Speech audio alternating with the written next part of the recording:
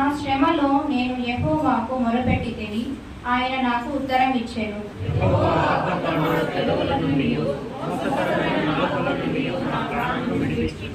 మోసకరమైన నాలుక ఆయన నాకేమి చేయను, ఇంతకంటే అధికముగా నీకేమి చేయను.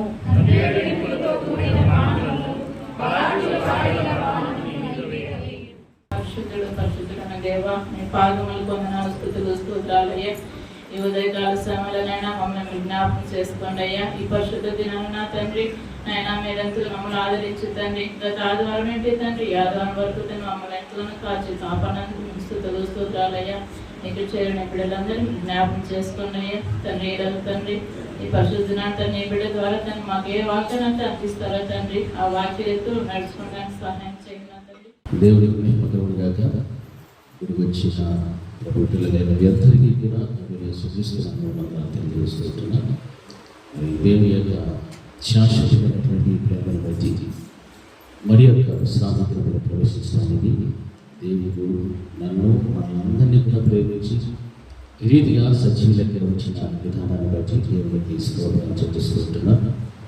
మరి దేవుని యొక్క కృపను బట్టి ఆయన సన్నిధిలో కూడిన మనమందరము కూడా దేవునికి మనం ఏం చెల్లించినా ఆయన రుణం తీర్చుకోవడానికి స్థితిలోనే మనం ఉంటున్నాం.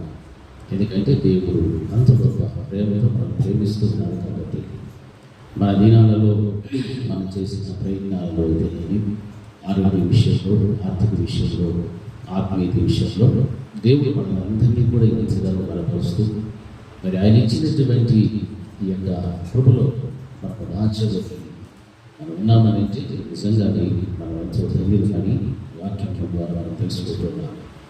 మరి దేవుని బిడ్డలైనటువంటి మన అందరము కూడా దేవుని యొక్క సన్నిధానంలో మోకరించి ప్రార్థన చేసేటప్పుడు మనం ఎన్ని విషయాల గురించి ప్రార్థన చేస్తాము అనేటువంటిది మనకు బాగా తెలుసు. అందులో మన యొక్క సొంత విషయాల గురించి మనం ఎక్కువగా ప్రార్థన చేస్తాం. అంటే ఆరోగ్యం కోసమో, లేకపోతే ఆర్థిక కొరకు, లేకపోతే ఆత్మీయత కొరకు, ఏదో మనం ఉంటూ ఒక కొన్ని అవసరాలు ఉన్నాయి, కొరతలు ఉన్నాయి, ఇబ్బందులు, సమస్యలు, ఇటువంటివి వాటిని మనం దృష్టిలో పెట్టుకొని వీలైతే ఉపవాసం నుండి కూడా ప్రభు సన్నిధానంలో మనం ప్రార్థన చేయడానికి ఇష్టపడుతూ ఉంటాం. మరి కొంతమంది అయితే వారికి ఉన్నటువంటి స్థితిగతులను బట్టి ఇతరులకు వారు చెప్తూ ఉంటారు, మా కొరకు ప్రార్థించాలి, మాకున్న సమస్యలు, మాకున్న ఇవి అని చెప్తూ ఉంటారు. మరి ఈ విధంగా ప్రార్థన జీవితం అనేటువంటి కనిపిస్తూ ఉంటారు. అయితే ప్రస్తుత దినాలలో మనం చూస్తున్నటువంటి భయంకరమైనటువంటి సంఘటనలు ఇవన్నీ కూడా మనం ఆలోచించినట్లయితే మన తల్లిగా మనకు తెలిసినట్టుగా మనం వింటూ ఉన్నట్టుగా ఎంతోమంది నశించిపోతున్నారు. దేవుడిని ఎరుగినటువంటి స్థితిలో ఉన్న వాళ్ళు కూడా నశించిపోతున్నారు, మరణాన్ని చూస్తున్నారు. మరి అటువంటిప్పుడు క్రైస్తవ జీవితంలో జీవిస్తున్న మనము మొట్టమొదట మనం చేసే ప్రార్థనల్లో మన కొరకు మనం చేసుకుంటున్న మంచిది. అయితే ఇటువంటి వాటిని కూడా మనం జ్ఞాపకంలో పెట్టుకోవాలి. వారిని జ్ఞాపకంలో పెట్టుకొని వారి కొరకు కూడా మనం ప్రార్థన చేయాలి. అది ఏ రీతిగా చేయాలంటే జస్ట్ నామకార్థంగా చేయడం కాదు. మన అవసరతల కొరకు మనం ఏ రీతిగా ప్రార్థన చేస్తామో, ఉపవాసంతో, బాధ్యతతో, భారంతో మనం ఎలా ప్రార్థన చేసుకుంటామో అట్లనే ఇతరుల కొరకు కూడా మనం ప్రార్థన చేయాలి. అలా చేసినప్పుడు దేవుడు వారిలో కార్యాన్ని జరిగిస్తాడు. వారిలో కార్యాన్ని జరిగించి వారిని కూడా దేవుడు తన సన్నిధానం తీసుకుని వస్తాడు. మనకి ఇచ్చినటువంటి మంచి రక్షణ వారు కూడా బ్రతుకోవడానికి దేవుడు కూర్చోబెడతాడు. మరి మనం మాత్రమే పరలోకానికి వెళ్ళిపోవట్లేదు. మరి మన చుట్టుప్రక్కల ఉన్న వారు, దేవునికి దూరస్తులుగా బ్రతికిన వారు, లేకపోతే దేవుడిని ఎరగినటువంటి వారు, దేవుడిని ధిక్కరించేటువంటి వారు, దేవుని యొక్క బిడ్డలను అవమానపరిచేవారు, సేవకులను అవమానపరిచేవారు, తృణీకరించేవారు, ఇలాగా ఎన్నో రకరకాలైనటువంటి మనుషులు ఈ భూమి మీద ఉన్నారు. మరి వారందరి కొరకు కూడా మనం ఏం చేయాలా? ప్రార్థన చేసేటువంటి వారు ఉండాలి. ప్రార్థన చేస్తే నిజంగా ఆ ప్రార్థనకు సరైనటువంటి ప్రతిఫలాన్ని దేవుడు మనకు ఇస్తాడు. ప్రార్థన జీవితం అనేటువంటిది కనుక లేదనుకోండి, మనము ఎటువంటి వాళ్ళం అనేది ఊపిరి లేనటువంటి వాళ్ళలో మనం మిగులుతాం. ఊపిరి లేకపోతే చనిపోయినారు అని అంటారు, ఊపిరి ఉంటే బ్రతికి అంటారు. అలాగే ఆత్మీయ జీవితంలో కూడా మనం బ్రతికుండాలంటే మన కోసం మాత్రమే ప్రార్థన చేసుకోవడం కాదు, అనేక మంది కొరకు కూడా మనం ప్రార్థన చేయాలి. అప్పుడే దేవుని యొక్క ప్రజలైనటువంటి ప్రతి వారిని కూడా, ఎరగని వారిని, మనలను, మన కుటుంబాలను కూడా మనం ఏం చేసుకోగలుగుతామంటే రక్షించుకోగలుగుతాం. ఈ విధంగా పరిశుద్ధ గ్రంథమైనటువంటి బైబిల్లో ఒక స్త్రీ ప్రార్థన చేశారు. ఎవరమే? ఎస్తేర్. హల్లెలూయా. ఎస్తేర్ గారు ప్రార్థన చేశారు. ఎవరి కోసం చేశారంటే తన ప్రజల కోసం ప్రార్థన చేశారు. ఎందుకంటే యెరూషలేము నుండి చెరగా కొనబడినటువంటి గుంపు అంతా ఉంది. అలాగే అక్కడక్కడ చెదరి ఉన్నటువంటి తమ జనాంగం గురించి ఒక చర్చ. ఎందుకంటే ఎస్తేర్ గ్రంథంలో మనం చూసినట్లయితే అక్కడ ప్రాముఖ్యమైనటువంటి పాత్రలు పోషించిన వారు మనకు కనిపిస్తున్నారు. ఎవరు ఉన్నారు? మొట్టమొదటి అక్కడంటే అహష్వేరోషు రాజు ఉన్నారు, ఆ తర్వాత వస్తీ, ఆ తర్వాత ఎవరున్నారు? ఎస్తేర్, ఆ తర్వాత మొర్దెకై, ఆ తర్వాత హామాను. ఈ 5 మందితో కూడినటువంటి ఈ యొక్క క్యారెక్టర్స్ మనం చూస్తే నిజంగా ఈ ఎస్తేర్ గ్రంథం అంతా కూడా మనం క్షుణ్ణంగా ధ్యానం చేసుకోవచ్చు. ఎన్నో పర్యాలు మనం ధ్యానం చేసుకొని ఉండవచ్చు. అయితే ఈ దినాన మనలో ఒకసారి ఈ యొక్క వాక్య భాగంలోకి వెళ్ళి దేవుని యొక్క మాట వినడానికి దేవుడు మనకు సహాయం చేయాలి. పరిశుద్ధ గ్రంథం నుండి ఎస్తేర్ గ్రంథంలో 4వ అధ్యాయం 16వ వచనాన్ని ఒకసారి చదువుతాం. 4వ అధ్యాయం 16వ వచనం.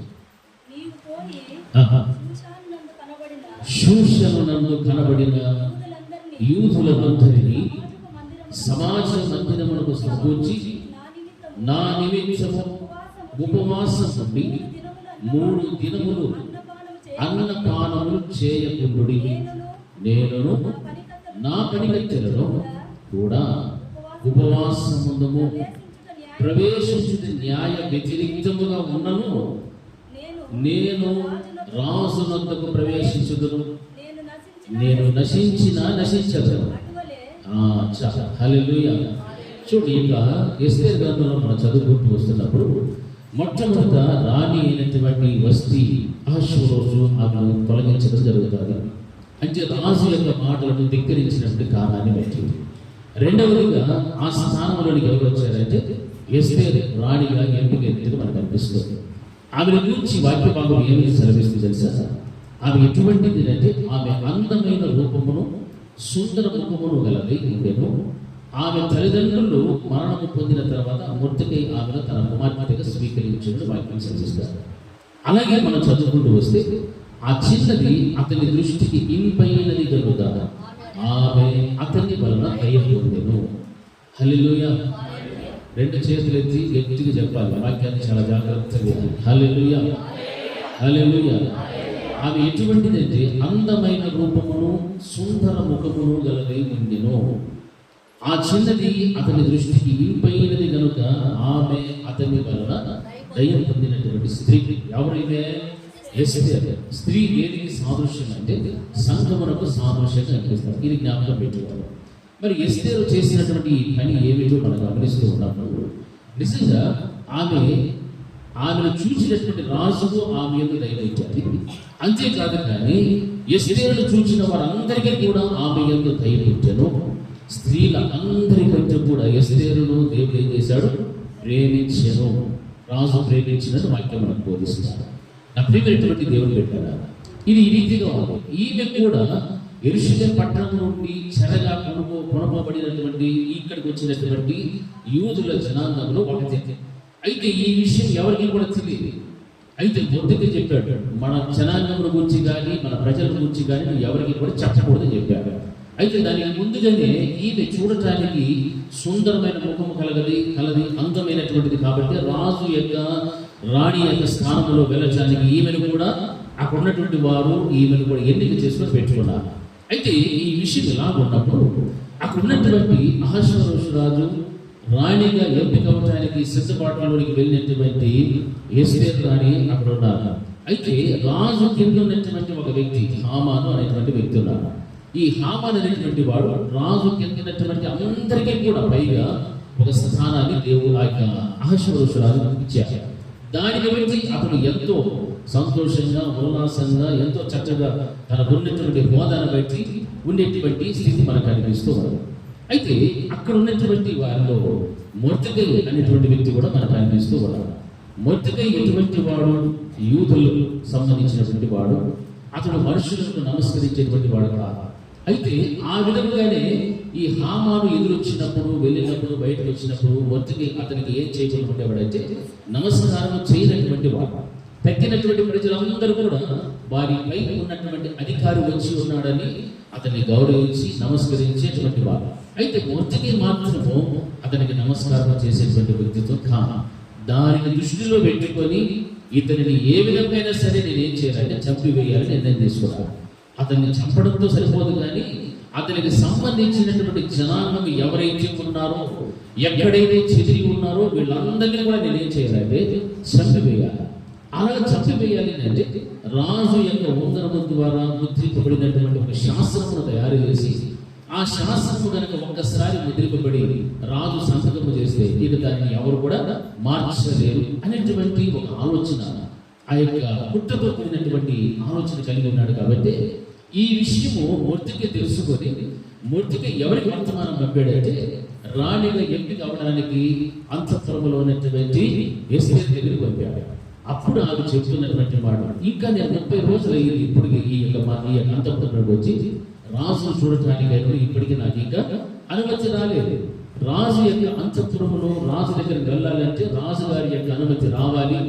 ఆయన అనుమతి లేకుండా ఎవరైనా అందులోనికి కనుక వెళితే వారిని చంపివేస్తారు, మరణానికి పాత్రలు అవుతారు. అయితే నా యొక్క వంతు ఇంకా రాలేదు, నేను ఇంకా వెళ్ళలేదు. ఎవరైతే ఆయన చూచి ఆయన రాజదండంలో చూపెడతాడో వారు మాత్రమే లోపలికి వెళ్ళాలి తప్ప మిగిలినటువంటి వాళ్ళు ఎవరు కూడా లోపలికి వెళ్ళడానికి అవకాశం లేదు అని ఖచ్చితంగా చెప్పినప్పుడు ఈ మాటలు ఆమెతో చెప్పి ఈ విధంగా మొర్దెకైకు ఎస్తేరు ఇద్దరికి కూడా కాస్త సంభాషణ జరిగారు. ఎందుకంటే నీవు ఈ విధంగా ఈ విషయం తెలిసిన వెంటనే మొర్దెకై తన బట్టలు చించుకొని గోనె పట్ట కట్టుకొని ఆ రాజు నగరం ముందు ఆయన తిరుగుతూ ఉన్నాడు. ఎంతో రోధిస్తూ ఉన్నాడు, వేదన పడుతున్నాడు. తనను చంపడానికి, అలాగే తన ప్రజలైనటువంటి యూదా ప్రజలందరినీ కూడా చంపడానికి ఈ యొక్క హామాను పడినటువంటి పన్నాగం అంతా కూడా తెలుసుకున్నాడు. కాబట్టి ఆయన చాలా రోధిస్తూ ఉన్నాడు. అయితే ఒకటి అవకాశం ఉంది. ఏమిటిదంటే రాణిగా ఎంపిక అవడానికి వెళ్ళినటువంటి ఎస్తేరు ద్వారా ఈ నా ప్రజలందరినీ కూడా నేను రక్షించుకోగలుగుతాను అనేటువంటి ఒక ఆలోచన వచ్చి ఎస్తేరు యొక్క వర్తమానం పంపినప్పుడు అది ఈ మాటలు చెప్తూ ఉంది. మరలా అదే ప్రత్యుత్తరం మళ్ళా ఏం పంపించినట్టు ఈ విధంగా పంపినప్పుడు ఆయన అంటున్న మాటలు, నీవు ఒకవేళ అంతఃపురంలో ఉన్నావని నీ ప్రాణమును నీవు దక్కించుకుంటావని అనుకుంటున్నావేమో, లే, నిన్నైనను నీ తండ్రినైనను అందరినీ కూడా చంపివేస్తారు. కాబట్టి ఈ ప్రజలు కూడా ఈ యొక్క మరణ శాస్త్రం అంటే ఉంటారు.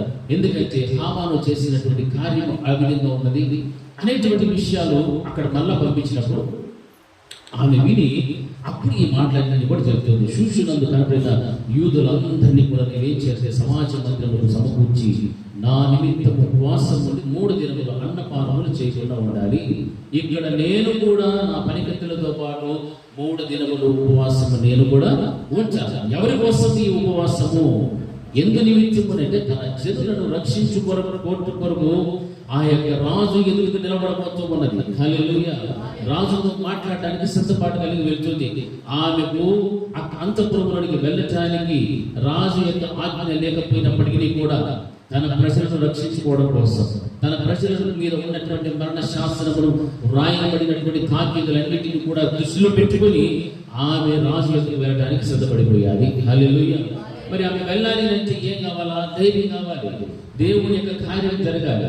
దేవుని యొక్క కార్యము జరగాలి అంటే ఈ యొక్క ఎస్తేరు వెనకలు ఏముండాలంటే ప్రార్థన ఉండాలి. హల్లెలూయా. ఏం కావాలా? ప్రార్థన కావాలి. ఎటువంటి ప్రార్థన కావాలి? ఉపవాసముతో కూడినటువంటి ప్రార్థన, అన్నపానములు మానేసేటువంటి ప్రార్థన. ఉపవాసం అంటే టిఫిన్లు చేసుకొని ఉండేటువంటి ప్రార్థన కాదు. అటువంటి ఉపవాసం కాదు. ఉపవాసం అంటే ఉపవాసమే. అన్నమైనను పానమైనను ఏది కూడా చేయకూడదు, తినకూడదు, త్రాగకూడదు. అటువంటి ఉపవాసం మీరు అక్కడ కనబడినటువంటి యూదులందరినీ కూడా మీరు సమకూర్చండి. మీరు అక్కడ సమాజ మందిరంలో కూడి ఉపవాసం ఉండి ప్రార్థన చేయండి.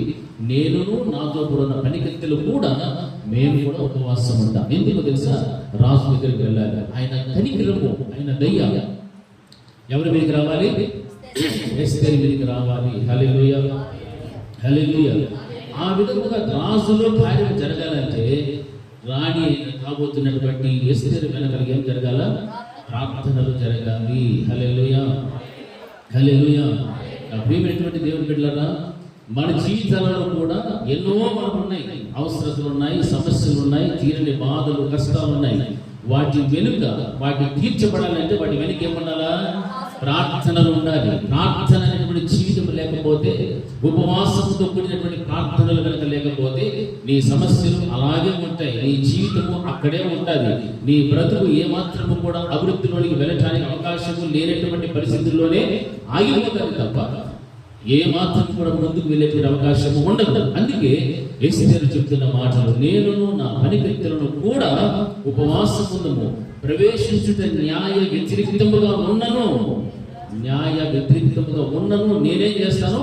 రాజునందుకు ప్రవేశించుదును. నేను నశించిపోయినా కూడా నశిస్తా, పర్వాలేదు. కానీ ఎవరిని రక్షించుకోవాలా? నా జనులను నేను రక్షించుకోవాలి. హల్లెలూయా. చూడు ఎంత గొప్ప తీర్మానం, ఒక మంచి ఒడంబడిక అక్కడ కనిపిస్తుంది.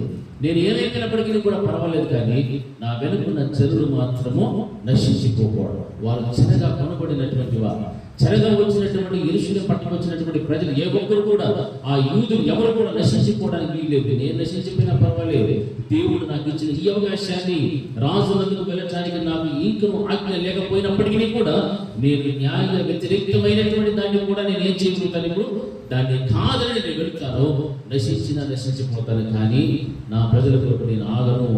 దానికి ముందు నేను ఏం చేస్తానంటే 3 దినములు అన్నపానములు మాని ఉపవాసము నేను ఉంచాను. అక్కడ మీరు కూడా అదే విధంగా ఉపవాసం ఉండండి. హల్లెలూయా, హల్లెలూయా, హల్లెలూయా. మన కుటుంబాలలో కార్యాలు జరగాలంటే ఉపవాస ప్రార్థన పెట్టుకోవాలి అని ఎన్నోసార్లు నేను చెప్తాను. ఎందుకు చెప్తానంటే కార్యాలు జరగాలి అని. ఉపవాస ప్రార్థన అన్న పేరుతో బిర్యానీని పెట్టుకొని తింటే దానివల్ల ప్రయోజనమో లేదు, శూన్యం. అందుకే చెప్తాం, మంచి నీళ్లు కూడా ఇవ్వద్దండి. మీరు ఉపవాసం ఉండాలి, వచ్చి మేము కూడా ఉపవాసం ఉంటాం. ఆ ఉపవాస ప్రార్థనలో కలిసి మనం ఏక మనసుతో ప్రార్థన చేస్తే దేవుని యొక్క బలమైనటువంటి కార్యాలు ఆ కుటుంబంలో జరుగుతాయి. హల్లెలూయా. ఆ కుటుంబంలో జరగాలి అంటే ఉపవాస ప్రార్థన అంటే ఉపవాస ప్రార్థనే, కృతజ్ఞత ప్రార్థన అంటే కృతజ్ఞత ప్రార్థన. ఉపవాస ప్రార్థనలో ఉన్నటువంటి శక్తి దేనిలో కూడా లేదు. కుటుంబం ఉండాలి, వచ్చినటువంటి వాళ్ళందరూ కూడా ఉపవాసం ఉండాలి. అప్పుడే ఆ యొక్క ఉపవాసంతో కూడినటువంటి ప్రార్థనలకు సరైనటువంటి ప్రతిఫలం వస్తారు. మరి రాణిగారు చేసినటువంటి కార్యము చూస్తే ఆ రీతిగా మనకు కనిపిస్తూ వస్తుంది. హల్లెలూయా, హల్లెలూయా. చూడండి, యోబు గ్రంథంలో మనం వాక్యాన్ని చదివితే 11వ అధ్యాయం 15వ వచనంలో మాట రాయబడుతుంది. చదువు వాక్యాన్ని. యోబు గ్రంథము 11వ అధ్యాయం 15వ వచనం. ఇదిగో ఆయన నన్ను చంపినను నేను ఆయన కొరకు కనిపెట్టుచున్నాను, ఆయన సన్నిధిని నా ప్రవర్తన న్యాయమని రుజువు పడుతుంది. ఎవరు మాట్లాడుతున్న వాటికి? భక్తుడైనటువంటి యోబు గారు మాట్లాడుతున్నారు. ఎంత వైరాగ్యంతో కూడినటువంటి మాటలు చూడండి, ఎంత చక్కని మాటలు మాట్లాడుతాడు. ఇదిగో ఆయన నన్ను చంపేయండి, నేను ఆయన కొరకే ఏం చేస్తున్నాను? కనిపెట్టుకొని ఉన్నాను. రాణిగా ఎంపికగా అయినటువంటి ఆ యొక్క ఎస్తేరు కూడా అదే మాటలు మాట్లాడు. నేను నశించినా నశించిపోతాను, కానీ నా ప్రజల కొరకు నేను వెనుకాడను. యోగవంతుడు అదే అంటున్నాడు, నేను చచ్చిపోయినా నన్ను చంపినను నేను ఆయన వరకు మాత్రమే ఏం చేస్తున్నానంటే కనిపెట్టుచూ ఉన్నాను. ఆయన సన్నిధిని నా ప్రవర్తన న్యాయమని నేనేం చేసుకుంటాను? కనపరచు, రుజువు చేసుకుంటాను. నేను ఎటువంటి వాడను, నా ప్రవర్తన ఎటువంటిదో నేను రుజువు చేసుకోగలుగుతాను. అంత సమానతో కూడినటువంటి మాట యోబు గారు అంటున్నారంటే తన జీవితంలో గురించి దేవుడే మొట్టమొదటి అధ్యాయంలో మొట్టమొదటి వచనంలోనే చెప్పేశాడు. ఏమని చెప్పాడు యోబు గారి గురించి?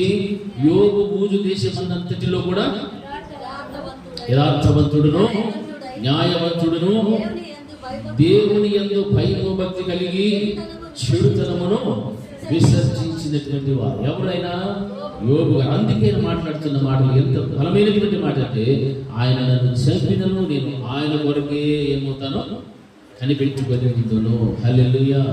ఆయన కొరకే నేను కనిపెట్టుచున్నాను. ఆయన సన్నిధిని నా ప్రవర్తన న్యాయమని రుజువు పరచును. చూడండి, ఈ విధమైనటువంటి జీవితం, వ్యక్తిత్వం ప్రతి ఒక్కరిలో ఉండాలి. ఎస్తేరులో మనం చూస్తున్నాం, రాజు ఆజ్ఞకు వ్యతిరేకమైనటువంటి విధముగా ఉండినప్పటికీ కూడా నేను వెళ్తా, రాజు ఎదురు నేను నిలబడతాను. నా ప్రజల కొరకు యోబు గారు కూడా నిలబడ్డారు. ఎందుకొరకు తెలుసా?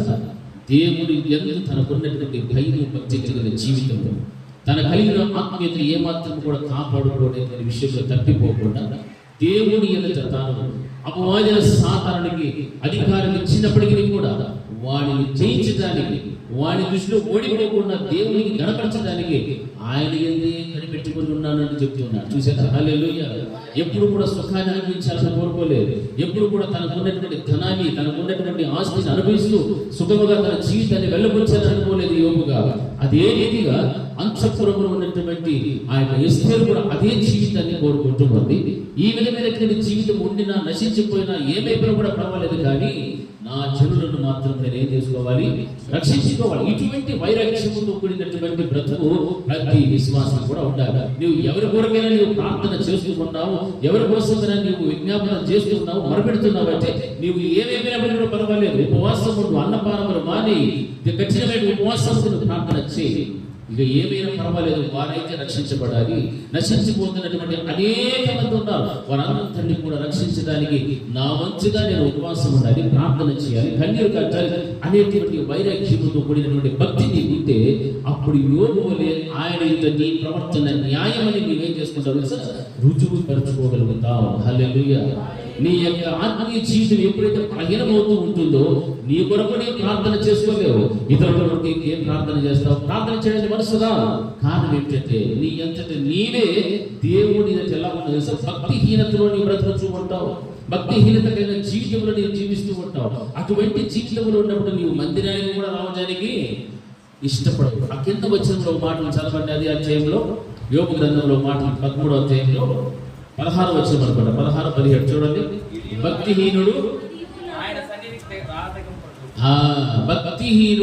ఆయన సన్నిధికి రావటానికి తెగింపడు. హల్లెలూయా. ఎవరు వీడు? భక్తిహీనుడు. భక్తి ఉన్నట్టుగా నటించేటువంటి వారు. భక్తిహీనుడు దేవుని యొక్క మందిరములకు రావడానికి తెగించి. ఎన్నోసార్లు చెప్తారు కదా ఈ మాట, చెప్పలేదు ఎన్నోసార్లు.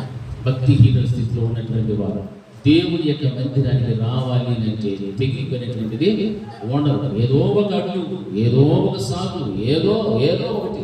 కారణం ఏంటంటే వీళ్ళు భక్తి లేదు. వీళ్ళు ఏముంది సార్? భక్తి హీనత. హల్లెలూయా. రక్తహీనత అంటే ఏమ్మా?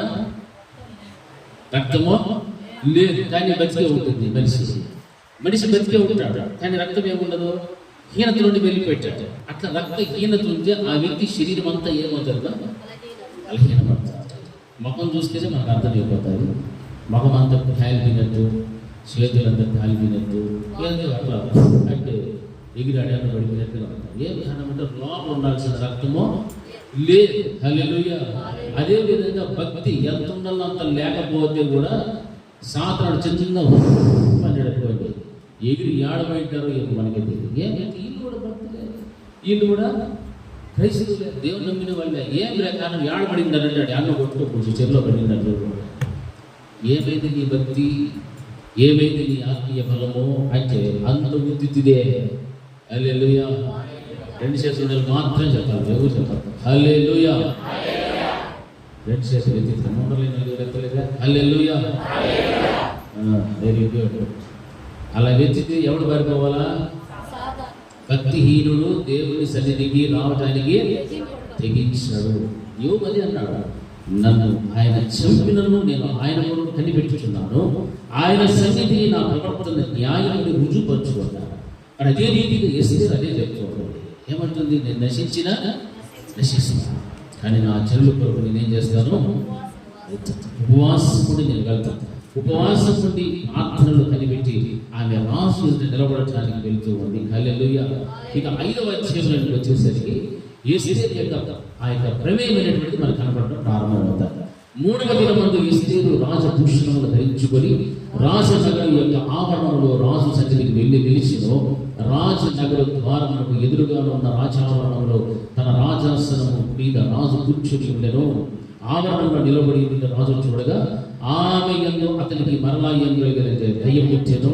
రాజు తన చేతిలో నుండి బంగారపు దండమును ఎస్తేరు దగ్గర చెప్పగా ఎస్తేరు దగ్గరకు వచ్చి దండము యొక్క కొనముచ్చి రాజు రాణి అని ఎస్తేరు నీకు ఏమి కావాలను, నీ మనవి ఏమిటి, రాజ్యంలో సగం మట్టుకు నీకు అనిపించిందని హల్లెలూయా.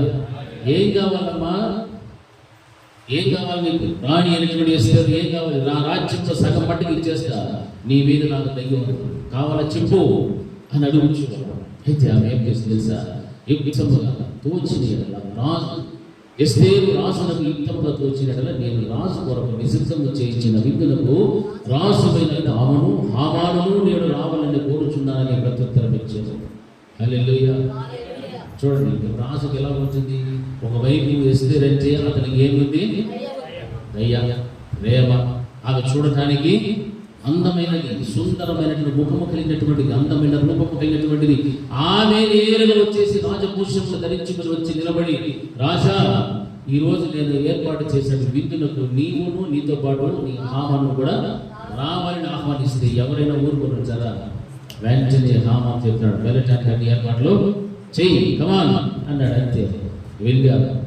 ఆ చక్కగా అక్కడ ఆమె ఏర్పాటు చేసిన ద్రాక్షరసం కూర్చున్నారు. అక్కడ ఆరగించారు. మరలా అక్కడ అడుగుతున్నాడు, ఏం కావాలి చెప్పండి. ఈ రోజు కాదు, మరలా ఇంకొక రోజు పొడిగించారు. ఆ మరలా ఇంకొక రోజు పొడిగించినప్పుడు చెబుతాను, ఆ రోజున మళ్ళీ మీరు రండి, రెండవ రోజు నీవును ఆమె ఇద్దరు కూడా నేను సిద్ధం చేసినటువంటి విందులకు వస్తే అప్పుడు నేను చేస్తాను అని చెప్పి వెళ్ళిపోయారు. వెళ్ళిపోయిన తర్వాత అదే రోజు రాత్రి కాల సమయంలో ఏ హామానైతే మొర్దెకై మీద కుట్ర పన్ని ఉన్నాడో అతనిని చంపడానికి ఆయన ఏం తయారు చేసుకున్నాడు తెలుసా? ఒక ఉర్రి పొయ్యిని తయారు చేసుకున్నట్టుగా మన వాక్యంలో కనిపిస్తోంది. హల్లెలూయా, హల్లెలూయా. అందుకే ఆ దినమందు హామాను సంతోషించి మనోల్లాసము గలవాడే బయలువెళ్ళి రాజు గుమ్మమున నుండి మొర్దెకై తనను చూచియు అతడు లేచి నిలవకయు కదలకయు ఉన్నందున మొర్దెకై మీద బహుగా కోపించెను.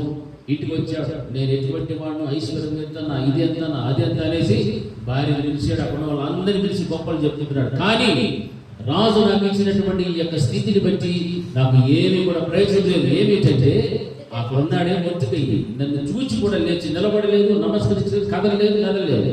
మరి ఎందుకు నాకు అధికారం అనేటువంటి ఒక ఉద్రేకం, ఇంకా అతని మీద గొప్ప కోపం కలిగారు. ఎంతో ఆయన ఏమో చేయాలనేటువంటి ఆలోచన కలిగినప్పుడు వాళ్ళందరూ కూడా ఒక ఆలోచన ఇచ్చారు. చక్కగా నువ్వు ఈ రోజున ఏం చేసి ఒక గురి రెడీ చేయి, గురి పోయి రెడీ చేసి రాజు దగ్గరికి వెళ్ళి అతని గురించి మాట్లాడి ఏం చేయమన్నారు, చంపడానికి ప్రయత్నించి. హల్లెలూయా, హల్లెలూయా. ఆ విధంగా ఇంటికి వచ్చి ఆ యొక్క హామానికి ఏం కలిగేది, కోపం, చాలా కోపం వచ్చారు. ఎవరి మీద? మొర్దెకై మీద కోపం వచ్చేసి. అర్థమవుతుందా? మమ్మల్ని మేము కనపరుచుకుంటామా, మాకు గర్వం ఉందని, మాకు నోళ్ళు సైతాన్ని మూసివేసినాడని, మా చేతులు బంధించినాడని అని ఒప్పుకుంటారు ఎవరైనా? ఒప్పుకునే వాళ్ళు నిజానికి పనులు వాక్యం సెలవిస్తారు. ఇదిగో ఆయన నన్ను చంపినను నేను ఆయన కూడా కనిపెట్టుచున్నా, ఆయన సన్నిధిని నా ప్రవర్తన, ఆయన సన్నిధిని నా ప్రవర్తన న్యాయమని రుజువు పడుతును చెప్పాడు. ఎవరు? యోబు. ఎవరి ప్రవర్తన? యోబు గారి ప్రవర్తన. ఎవరి సన్నిధిలో? దేవుని సన్నిధిలో. ఏమని చెప్పుకుంటున్నాడు? న్యాయమని. హల్లెలూయా, గట్టిగా హల్లెలూయా. మన ప్రవర్తన దేవుని యొక్క సన్నిధిలో ఎలా కనపడాలా? న్యాయంగా కనిపించాలి. న్యాయంగా కనిపిస్తే నువ్వు రుజువు చేసుకుంటావు. నువ్వు రుజువు చేసుకోలేదంటే నీ ప్రవర్తన దేవుని దృష్టికి ఎలా లేదు? న్యాయముగా లేదు. అయితే నువ్వు ఇంకా అన్యాయముగానే బ్రతుకుచున్నావు. ఎన్నో విషయాలు అనేక బ్రతుకుచున్నావు. జ్ఞాపకం పెట్టుకో. మందిరానికి వచ్చి వెళ్ళిపోయి ఏమో చేసి వెళ్ళిపోతే అంత మాత్రం నువ్వు భక్తుడు కాదు. ప్రతి విషయంలో కూడా భక్తి అంటే ప్రవర్తన కావాలి దేవునికి. ఆ ప్రవర్తన విషయంలో యోబుతున్నాడు, ఆయన సన్నిధిని నా ప్రవర్తన న్యాయమని నేనేం చేసుకుంటాను, రుజువు చేసుకుంటాను. హల్లెలూయా. ఆ ధైర్యం ఎవరికన్నా ఉందా? నేను దేవుడి సన్నిధిలో ఎలా ఉండాలో, ఎవరితో ఎలా మాట్లాడాలో, ఏ సందర్భంలో ఎలా చేయాలో, ఏం చేయాలో అలాంటి న్యాయమైన జీవితం నాకు ఉంది. నేను దేవుడి సన్నిధిలో ఆయన ఎదుటి నేను న్యాయంగా ఉండాలని నా ప్రవర్తన విషయంలో నేను రుజువుపరుచుకుంటాను. ఎవరైనా ఉన్నారా? హల్లెలూయా, హల్లెలూయా. మరి ఎంతకాలం వాక్యం వినేది మనము ఏం వింటున్నాం? వాక్యానికి లోపడలో ఉందా? జవాబు చెప్పాలి. వాక్యానికి లోపడలో ఉందా? ఈ పక్క సౌండ్ రాలా, వాక్యానికి లోపడలో ఉందా? లోబడితే దేవుని సన్నిధిలో నీ ప్రవర్తన ఏమని చెప్తాను? న్యాయం. న్యాయమా అన్యాయం? అన్యాయం ఉండేవాళ్ళు ఒకసారి చెప్పండి. నా ప్రవర్తన దేవుని సన్నిధిలో అన్యాయంగా ఉన్నది. చేతులు చూపించండి. మిమ్మల్ని ఎవరు కొట్టడం తిట్టరు. అన్యాయం అంటే మీకు డౌట్ అసలు ఏ విషయం అన్యాయం అడుగుతాడో ఏమో. నువ్వు మందిరానికి రాకపోతే కూడా అన్యాయమే, మందిరానికి లేటుగా వచ్చిన అన్యాయమే, దేవుణ్ణి స్తుతించకపోయినా అన్యాయమే, ఒకరి ఒకరు గౌరవించకపోయినా అన్యాయమే, దేవుణ్ణి స్తుతించకపోయినా కనబరచకపోయినా అన్నీ కూడా అన్యాయమైన బతికే. హల్లెలూయా. అర్థమవుతుందా? హల్లెలూయా. నేను అజ్జలు ఇవన్నీ చేసేసాను వేస్ట్. దేవుడు మొదటి నుంచి చూస్తాడు, లాస్ట్ నుంచి వస్తాడు, మొదటి నుంచి వస్తాడు, మొదటి నుంచి వస్తాడు, ఆ నుంచి చూసుకుంటూ వస్తాడు, లిస్ట్ అన్నీ చూసుకుంటూ వస్తాడు. చక్క 100కి 100 మార్కులు రావాలంటే అన్ని ప్రశ్నలకి సమాధానం రాస్తే 100కి 100 వస్తాయి. ఆడొకటి తెలిసింది రాసినప్పుడు ఎన్ని వస్తాయి? నువ్వు ఎంత రాస్తే నాకు ఇన్ని రావాల్సింది ఏం కారణం అయితే వస్తుందా? నువ్వు అసలు రాయాల్సిన మ్యాటర్ రాయలే, ఏమో రాసినట్టు అడిగినవన్నీ రాయలే, కొన్ని రాసినట్టు ఫలితం అలాగే ఉంటుంది. హల్లెలూయా. ఆత్మీయ జీవితంలో కూడా దేవుని సన్నిధిని నా ప్రవర్తన న్యాయమని రుజువుపరుచుకుంటాను. ఆయన నన్ను చంపింది దేవుని కొరకు మనం చచ్చినా పర్వాలేదు, కానీ మన యొక్క ప్రవర్తన విషయంలో మాత్రము ఆయన సన్నిధిలో న్యాయముగా మనం కనపరచుకోవాలి. హల్లెలూయా. ఆ వైరాగ్యం అదే కావాల్సిన దేవునికి. అంతేగాని నామకార్థంగా మనం వచ్చి ఇక్కడ ఏమేమో కార్యాలు చేయడం కోసం అయితే రావద్దు. మనల్ని మనం కనపరచుకోవడం కోసం కాదు దేవుని మందిరానికి రావడం. దేవుని సన్నిధిలో మన ప్రవర్తన న్యాయంగా ఉందా లేదని గమనించాలి. అదే ప్రవర్తన ఎస్తేర్లో మనం చూస్తున్నాం.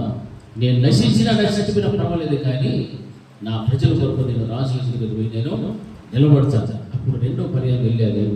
ఆ రోజు ఆయన చెప్తూ ఉన్న మాటలు అన్నీ కూడా మనం వింటున్నాను. అదే రాత్రి హామాను యొక్క జీవితం ఈ రీతిగా కనపడుతుంది. మార్పు అయిపోయింది హామాను జీవితంలో. ఎంతో కోపం వచ్చేసారు, ఎంతో ఇంకా ఆ యొక్క మృతికై మీద చంపివేయాలన్నటువంటి కక్ష పెట్టుకొని ఉరిని రెడీ చేసి పెట్టారు. ఆ తర్వాత మొర్దెకైకి సన్మానం అనేటువంటి జరిగింది. ఎందుకు తెలుసా? ఆ యొక్క మొర్దెకైకి సన్మానము అహష్వేరోషుడు ఎందుకు చేశాడంటే, ఆ రాత్రి ఆయన నిద్ర పట్టకపోగా ఆయన ఏం చేస్తున్నాడంటే అలాగ తిరుగుతూ ఉన్నప్పుడు ఆ యొక్క అంతఃపురంలో ఉన్నటువంటి ఆ యొక్క గ్రంథాన్ని తీసుకురాడు. అందులో ఏమేమి జరుగుతాయి విషయాలన్నీ కూడా రాస్తారు. రాసినప్పుడు మొట్టమొదటి ప్రారంభపు అధ్యాయంలో మనం గమనిస్తే అహష్వేరోషు రాజు మీద 2 వ్యక్తులు అతనికి చంపాలనే ప్రయత్నం చేసినప్పుడు ఆ విషయాన్ని గురించి మొర్దెకై తెలిపినట్టుగా ఆ గ్రంథంలో రాయించబడి ఉంటుంది. తెలుపబడి ఉన్నది రాయించబడ్డదే, కానీ అక్కడ అతనికి కావలసిన సన్మానం అనేటువంటిది జరగలేదు. అతడు చేసిన కార్యాన్ని బట్టి సన్మానం జరగలేదు. కానీ రాజుల యొక్క కాలంలో వారు ఏ చిన్న కార్యం చేసినా వారిని రాజు ఏం చేస్తూ వచ్చేవాడు? సన్మానించేవాడు, గౌరవించేటువంటి వాడు. అటువంటి ఆ యొక్క పద్ధతిని గమనిస్తున్నప్పుడు ఇతనికి ఏమైనా సన్మానం జరిగాదా అని చూసినప్పుడు అక్కడ సన్మానం ఏమీ జరగలేదు రాజా అని చెప్పినప్పుడు వెంటనే ఆ రాజు నిద్ర పట్టకపోయినందున రాజ్యపు సమాచార గ్రంథంలో తెమ్మని రాజు ఆజ్ఞగా అది రాజు ఎదురుగా చదివి వినిపింపబడినప్పుడు అవన్నీ కూడా విషయాలు చదువుతూ ఉన్నాడు. వెంటనే హామాను వచ్చాడు, ఆవరణలోకి వచ్చాడు. ఎవరి కోసము? మొర్దెకైని ఉరి తీయాలి అనేటువంటి విషయాన్ని ఇక రాజుకు చెప్పాలి. రాజుకు చెప్పి మొర్దెకైని ఏ విధంగా అయినా సరే ఈ రోజు రాత్రి ఉరి తీర్చాలి అనేటువంటి ఆలోచనతో వచ్చినప్పుడు రాజు చూస్తూ ఉన్నాడు. ఆ యొక్క మందిర ఆవరణంలో ఎవరో ఉన్నట్టుగా కనిపిస్తున్నప్పుడు ఆ యొక్క మందిరంలో ద్వారపాలకు వెళ్ళి చెప్పారు, ఇదిగో హామాను వచ్చి ఉన్నాడు. వెంటనే పిలిపించాడు. హామాను పిలిపించి ఆయనకు చెప్తున్నటువంటి మాట ఏంటంటే, రాజు కనపరచని అపేక్షించు వానికి ఏమి చేయవలని రాజు అతన్ని అడుగగా. హల్లెలూయా. ఎవరు అడుగుతున్నాడు ఈ మాట? హామానునే అడుగుతాడు. హల్లెలూయా. హామాను వచ్చిన ఉద్దేశం వేరు. ఏ ఉద్దేశంతో వచ్చాడు హామాను? మొర్దెకైని చంపడానికి, ఉరి తీసేయాలి. ఈ విషయం ఎవరు చెప్పాలి? ఇప్పుడు రాజు అయినప్పుడు అహష్వేరోషుడు చెప్పాలి. ఆయన చెప్పడానికి వచ్చినటువంటి హామాన్ని పిలిచి ఇప్పుడు రాజు ఎవరినైతే అపేక్షించి సన్మానించాలో వానికి ఏ విధమైనటువంటి సన్మానం వచ్చేయాలి ఆ వ్యక్తిని అడుగుతున్నప్పుడు ఆయన అంటున్న మాటలు ఏమంటున్నాడు తెలుసా? ఇక నన్ను కాక మరి ఎవరు రాజుగారు కలుస్తారు? నన్ను అపేక్షించినది తనలో తను అనుకొని రాజు అంటున్నాడు, ఆ ఘనత నాకే చెందుతుంది, ఆ యొక్క విషయం గురించి నాతో చెప్పలేక డైరెక్ట్గా రాజు ఇండైరెక్ట్గా నాతో మాట్లాడుతున్నాడు అనుకుంటున్నాడు. కానీ ఆయన అంటున్న మాటలు ఏంటంటే, రాజు గణపరచను అపేక్షించు వానికి చేయదగినది ఏమనగా, రాజు ధరించుకును రాజవస్త్రములను, రాజు యొక్క గుర్రమును, రాజు తన తల మీద ఉంచుకును రాజ కిరీటమును ఒకడు తీసుకుని రాగా, గనులైన రాజు యొక్క అధిపతులలో ఒకడు ఆ వస్త్రములను ఆ గుర్రమును పట్టుకొని రాజు గణపరచను అపేక్షించు వానికి ఆ వస్త్రమును ధరింపచేసి ఆ గుర్రము మీద అతన్ని ఎక్కించి రాజు వీధులు అతనికి నడిపించుచు, రాజు గణపరచను అపేక్షించు వానికి ఈ ప్రకారముగా చేయదగినని అతని ముందర చాటింపవలెను. హల్లెలూయా. ఈ విధమైన కార్యాలన్నీ కూడా చేసి ఈ విధముగా నువ్వు చాటిస్తూ అతన్ని నువ్వేం చేస్తూ వెళ్ళాలి, ఘనపరుస్తూ వెళ్ళాలి. హల్లెలూయా. చూసారా, హామానుకే అనుకున్నాడు ఘనత, కానీ ఆ ఘనత ఎవరికో తెలుసా? రాజు అంటున్నాడు, నీవు చెప్పిన ప్రకారమే శీఘ్రముగా ఆ వస్త్రములను ఆ గుర్రమును తీసుకుని రాజు దుమ్మమునంత కూర్చొని ఉన్న యూదుడైన మొర్దెకైకి అలాగనే చెయ్యము. హల్లెలూయా. మతిపోయింటాడు మనవాడికి. మనకి ఏం పెంచింది? పోయించాడు. ఏమరా ఈ ఘనతలని నాకు అనిపించింది, నాకు చేశాడు అనుకుంటే, నాకు తప్ప ఇంకెవరున్నారు భూమి మీద? నాకు మించినటువంటి వాడు లేడు. రాజు తర్వాత నేనే కదా, నాకెంత సమస్తమును అప్పగించాడు. అంత ఉన్నతమైన స్థానంలో నన్ను కాక ఇంకెవరినో అనుకున్నాడు, కానీ మతిపోయి అంత పని అయిపోయింది. హల్లెలూయా. ఆ విధముగా వెంటనే వెళ్ళి అక్కడ ఎక్కడ రాజు దుమ్మమునంత కూర్చుని ఉన్న యూదుడైన మొర్దెకైకి అలాగనే చేయము, నీవు చెప్పిన దానిలో ఒకటి విడివక అంతకు చేయమని హామానుకు ఆజ్ఞాపించేశాడు. హల్లెలూయా. దీనికి కారణం ఏంటి తెలుసా? వారు ఉపవాసం ఉండి అన్నపానములు మాని చేసిన ప్రార్థన. హల్లెలూయా. హల్లెలూయా. మొర్దెకై యొక్క జీవితంలో దేని గురించి చింతిస్తున్నాడు తెలుసా? వస్తీ బదులుగా రాణిగా ఎంపికైన ఎస్తేరు గురించి చింతించలే, యూదులైనటువంటి తన చెరువుల కొరకు చింతిస్తూ ఉన్నాడు.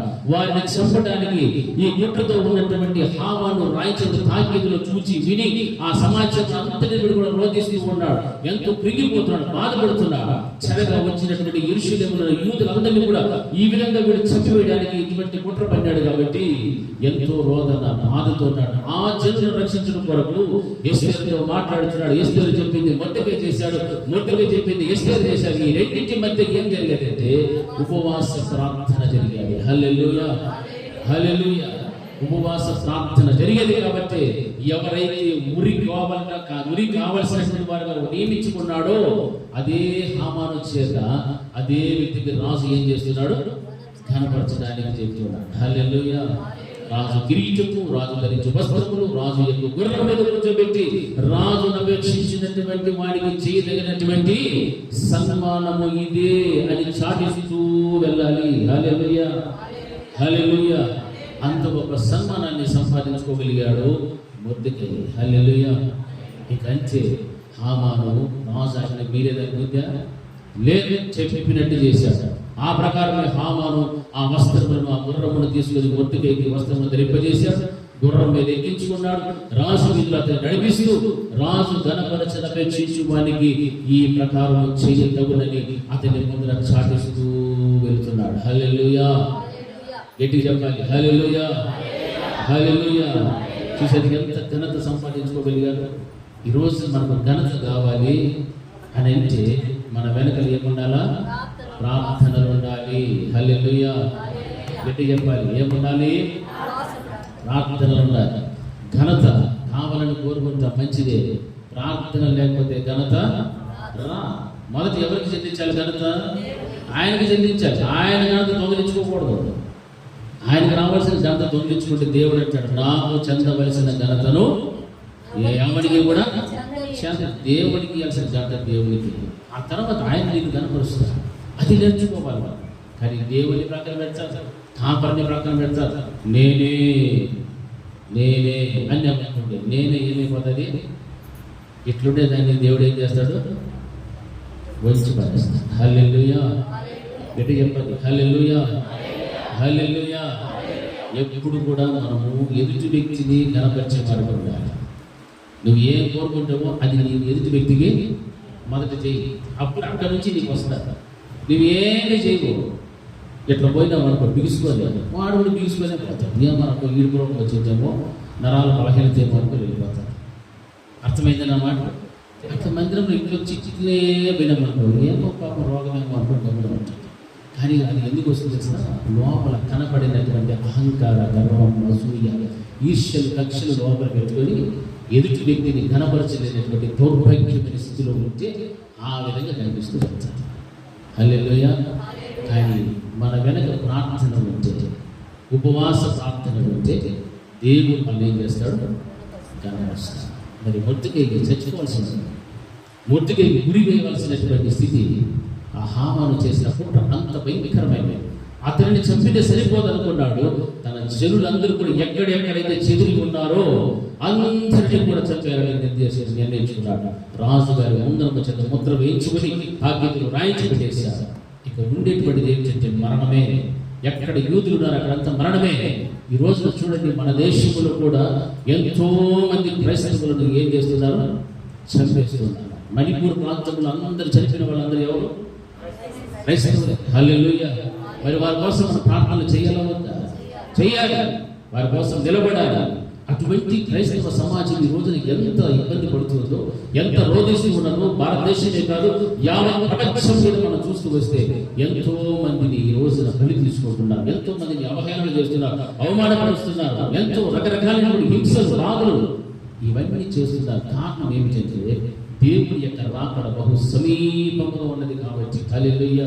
అటువంటి సూచనలు మనం చూస్తూ ఉన్నప్పుడు, వింటున్నప్పుడు వారందరి కోసం ప్రార్థన చేస్తూ మనం ఇచ్చినటువంటి రక్షణను కూడా మనము కాపాడుకుంటూ దేవుని యొక్క రాకడలో ఎంతపడేటువంటి ఆ యొక్క ఉన్నతమైన స్థాయిని సంపాదించుకునేటువంటి విశ్వాసాలుగా నిలవబడాలి.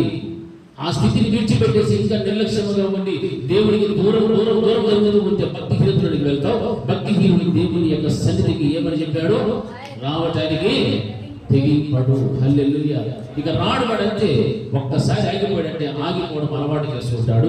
ఆగిపోతూ ఆగిపోతూ ఆగిపోతూ పూర్తిగా నరకానికి పాత్రవడానికి వెళ్ళిపోతాడంటే అలాగా అలవాటు చేసుకోవడం. దేవునికి అలవాటు ఏంటంటే ప్రతి ఆదివారము ఆయన సమాజ మందిరంలో దేవుని యొక్క వాక్యమును బోధించేటువంటి అలవాటు దేవుని కూడా సువార్త భాగాలను అందిస్తారు. మరి ఆయన బిడ్డలేటువంటి మనకు కూడా వాడుకు చొప్పున ఆదివారం ఎక్కడ కనబడాలి? మనమందరము ఎక్కడ, ఎన్ని గంటలకు, అది మాత్రం చెప్పకూడదు. అయినా మన టైమింగ్లు మారలేదు. ఏం కారణం అంటే భక్తి. హల్లెలూయా. ఎటు చెప్పండి? హల్లెలూయా. దేవుణ్ణి స్తుతించడం, ఆరాధించడం, ఘనపరచడం ప్రారంభిస్తే సంఘం అంతా కూడా ఎలా ఉండాలి? ఒకే సమయానికి వచ్చి అందరూ కూడా దేవుని ఏం చేయాలి? ఆరాధించాలి. ఎట్లా ఉంటుంది చెప్పండి? ఎట్లా ఉంటుంది కదా? నోట్ తెలుసు. ఎట్లుంటుంది? పరలోకంలా ఉంటుంది. హల్లెలూయా. ఎవరు చెప్పిందా? Very good. పరలోకాన్ని చూడాలంటే అందరూ ఒకసారి రండి. పరలోకాన్ని చూస్తామో అంతే. పరలోకం అదే డబ్బా పరలోకం. నువ్వు వస్తే కదా తెలిసేది పరలోకం ఎట్లుంటుంది. నువ్వు డయ్యాలు వస్తే పరలోకం ఎట్లుంటుందో నీకు అర్థమవుతుంది. నువ్వు రాగానే పరలోకం ఈయన చెప్తాడు, అబ్బో అంత కుదిరిపోయింది, పరలోకం ఎట్లేదు. పరలోకంలో ఉంది. పరలోకమునకు ప్రతిబింబమే దేవుని యొక్క స్వర్గం ఇచ్చి సంపాదించిన సంఘము. హల్లెలూయా. హల్లెలూయా. దాని ప్రతిబింబమే ఇది. ఆ ప్రతిబింబమైన సంఘం విషయంలో మనం నిర్లక్ష్యం చూపెడితే ఇక నువ్వు పరలోకాన్ని అనుభవించలేవు, పరలోకానికి కూడా వెళ్ళలేవు. హల్లెలూయా. హల్లెలూయా. దేవుని చేత మనం ఘనపరచబడాలి అంటే మన వెనక ఏముండాలా? ప్రార్థన. ఎటువంటి ప్రార్థన ఉండాలా? ఉపవాస ప్రార్థన. ఎలా ఉండాలా ఉపవాస ప్రార్థన? ఎట్లా ఉండాలా? కన్నీటితో. ఇక్కడ ఎలా చేశారు? అది చెప్పండి. హల్లెలూయా. అన్నపానములు తీసుకుంటాం. అవి ఒకవేళ తీసుకుంటూ ఉపవాసం అని చెప్తున్నాం అనుకోండి, మన అంత దౌర్భాగ్యంగా ఉంటారా? ఉపవాసం అయితే కఠినమైనటువంటి ఉపవాసం ఉండాలి. హల్లెలూయా. ఎట్టి చెప్పాలి? హల్లెలూయా. మీరు ఒక పూట ఉండాలనుకున్నా ఒక పూట కూడా ఖచ్చితంగా ఉండాలి ఉపవాసం. ఉండి మానేసుకొని ఎక్కడ గడపాలా? ఆయన సన్నిధిలో గడపండి. మీరు ఇంట్లో ఉంటే ఇంట్లో ఆయన సన్నిధిలో గడపండి. మందిరం అంటే మందిరంలో గడపండి. హల్లెలూయా. అది మనకు మంచిది. కాబట్టి ఆ రోజున చూడండి, ఉరి వేయబడాల్సినటువంటి హామాను ఆ యొక్క మృతికి దేవుడు ఏం చేశాడు? తప్పించేశాడు. కారణము ఆ రాజ్యం అంతా కూడా అహశ్వరోషు రాజు దేవుడు ఏమి ఇవ్వలేదు, నిద్ర ఇవ్వలే. హల్లెలూయా. ఆయన నిద్రపోయితే మృతికి గురించి తెలిసి ఉంటుందా? తెలిసింది. హల్లెలూయా. తెలిసి ఉండే ప్రసక్తి లేదు. నిద్ర పుట్టించకుండా దేవుడు కార్యం చేశాడంటే అక్కడ హామాను విషయంలో ఏం చేయాలో, మొర్దెకై విషయంలో ఏం చేయాలో తెలియపరచబడాలి రాజుగారికి. అందుకే ఆ రోజు రాత్రంతా నిద్రపోకుండా ఆయన ఏమీ తెలియనటువంటి దిక్కు తోచని స్థితిలో ఆ గ్రంథాన్ని తీసి చూస్తూ ఉన్నప్పుడు ఎవరి గురించి చదువుతున్నాడో? మొర్దెకై గురించి చదువుతున్నాడు. హల్లెలూయా. అతనికి చేయవలసిన సన్మానం చేయకపోయేది కాబట్టి ఖచ్చితంగా సన్మానించాల్సింది. ఏ కారణం అంటే అతని మీద పండినటువంటి కుట్రను గుర్చినటువంటి సమాచారం ఈయనే చెప్పాడు. లేకపోతే అహశ్వరోషు రాజుని ఏం చేసుకుంటారు? మొదట్లోనే చంపేసుకుంటారు. హల్లెలూయా. అంటే ఒక విధంగా మొర్దెకై అహశ్వరోషు రాజు యొక్క ప్రాణాన్ని కాపాడినటువంటి వాడు. హల్లెలూయా. అందుకే తన వస్త్రాలను ఇచ్చాడు, తన కిరీటం ఇచ్చినాడు, తన గుర్రములు ఇచ్చినాడు. ఆయన అపేక్షించినటువంటి వారికి చెందవలసిన ఘనత ఈ విధంగా ఉంటుందని చెప్తూ చాటిస్తూ వెళ్ళండి అని చెప్తూ ఉన్నాడు. ఎంత గొప్ప ఉన్నతమైనటువంటి ఘనతను పొందుకోగలిగాడు మొర్దెకై. ఆ తర్వాత ఏమన్నా తెలుసా? ఆ యొక్క విషయం అంతా కూడా అయిపోయిన తర్వాత హామాను యొక్క పతనాన్ని 7వ అధ్యాయంలో మనం చూస్తున్నప్పుడు అది ఎలా ఉందంటే, రాజు ఎస్తేరు రాణి, నీ విజ్ఞాపన ఏమిటి? అది నీకు అనుగ్రహింపబడును, నీ మనవి ఏమిటి? రాజ్యంలో సగమట్టుడైనను నీకు అనుగ్రహించింది. 2వ నాడు ద్రాక్షారసము విందులో ఎస్తేరుతో అంటున్నప్పుడు రాణి అనేటువంటి ఎస్తేరు సమాధానం చెప్తుంది. ఏమిటంటే, రాజా, నీ దృష్టికి నేను దయ పొందిన దానిని ఉండిన ఎడల రాజువైన తమకు సమ్మతి అయితే నా విజ్ఞాపనను బట్టి, నా ప్రాణమును, నా మనవిని బట్టి నా జనులను నాకు అనుగ్రహింపబడుదురు గాక. హల్లెలూయా. అప్పటి వరకు కూడా ఈయన ఎవరు ఆయన కూడా తెలియదు. అంత సీక్రెట్ గా ఉంది. నీకు ఇష్టమైతే నీకు ఏమని చెప్తున్నావే? నా విజ్ఞాపన బట్టి, నా ప్రాణమును, నా మనవిని బట్టి నా జనులు నాకేం కావాలా? అనుగ్రహించు. ఇదే నా కోరిక. నీకేమి వద్దు. నీవు ఇస్తానన్న రాజ్యంలో సగం భాగం కూడా నాకు అవసరం లేదు. అనుగ్రహింపబడుతుగా సంహరింపబడుటకును, హతము చేయబడి నశించుటకును నేనును నా జనులను కూడా అమ్మబడినటువంటి వాళ్ళము. మేము దాసులముగాను దాసురాండ్రముగాను అమ్మబడిన ఎట్లా నేను మౌనముగా ఉందును. ఏలయనగా మా విరోధిని తప్పించుకున్నట్టుకే మేము రాజు ఒక తమరిని శ్రమపరచుట యుక్తము కాదు. రాజుగారిని ఒకవైపు పొగుడుతూ ఉంది, ఒకవైపు తనకు కావాల్సినటువంటి ఆ కోరికని కూడా చెప్పుకుంటూ. చూడండి ఎంత యుక్తముగా మాట్లాడుతుంది ఎస్తేరు. అంత జ్ఞానంతో ఉన్నటువంటి ఆమె తన జనుల గురించి మాట్లాడుతుంది. నశింపబడటానికి, మరణం పొందటానికి మేము ఇక్కడికి బానిసలుగా, దాసులందరం వచ్చినటువంటి వాళ్ళము అని చెప్పుకుంటూనే, అయినను మా విరోధిని తప్పించుకున్నట్టుగా మేము రాజులకు తమని శ్రమ పరచుట యుక్తము కాదు. అందుకు రాజు అంటున్నాడు, ఈ కార్యము చేయుటకు తన మనస్సు దృఢపరుచుకున్నవాడు ఎవడు? హల్లెలూయా. ఈ కార్యము చేయడానికి తన మనసు దృఢపరుచుకున్నవాడు ఎవడు? వాడు ఏడి అని రాణిని ఎస్తేనడుగా. ఎస్తేరు అంటుంది, మా విరోధి ఏమో ఆ పగవాడు దుష్టుడైన ఈ హామానే అంటున్నాడు. హల్లెలూయా. ఈ రోజున నీతో పాటు విందులకు వచ్చినటువంటి ఈ హామానే. హల్లెలూయా. వెంటనే అక్కడ చూడండి, ఆ హామాను రాజు ఎదును, రాణి ఎదును భయప్రాంతులైపోయినప్పుడు రాజు ఆగ్రహం పొంది ద్రాక్షారసము విందుని విడిచిపెట్టి నగరు వడమనకు పోయారు. అయితే రాజు తనకు ఏదో హాని చేసి ఉద్దేశించిన హామాను తెలుసుకొని రాణి అని ఎస్తేరు తన ప్రాణము కొరకు విన్నపం వచ్చేటకై నిలిచెను. హల్లెలూయా. తన ప్రాణం కాపాడుకోవడానికి స్థితిలోకి వచ్చేసాడు. ఎవరు ప్రాణం తీయాలనుకున్నాడు? మొర్దెకై ప్రాణము. అలాగే యూదులందరినీ కూడా చెప్పేయాలనేటువంటి అంత ఉద్దేశం కలిగి వాడు ఇప్పుడు ఎక్కడికి తీసుకొచ్చి పెట్టాడు? దేవుడు తన ప్రాణాన్ని కాపాడుకునే స్థాయిలో తీసుకొచ్చి పెట్టాడు. హల్లెలూయా. అంటే ఆ అసూయ, కుట్ర, గర్వం, అహంకారం అనేటువంటిది అంతటిని కూడా దేవుడు తిప్పి కొట్టాడు. దాని వెనకాల ఏముంది? ఉపవాస ప్రార్థన. హల్లెలూయా.